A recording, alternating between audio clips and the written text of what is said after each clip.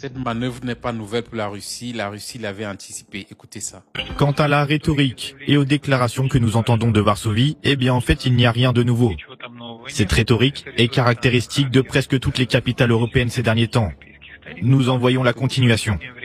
Nous connaissons ce que vous attendez de nous, a rétorqué le chef de la diplomatie russe, Sergei Lavrov. Après le fiasco des négociations entre Washington et Moscou en Alaska, Donald Trump, qui s'attendait à obtenir une paix rapide pour sa gloire personnelle, pour obtenir rapidement son prix Nobel de la paix, ce qui ne s'est pas passé comme prévu. La Russie nous démontre qu'il savait que ce procédé qu'on est en train de vouloir déclencher arriverait tel qu'il est en train de se présenter.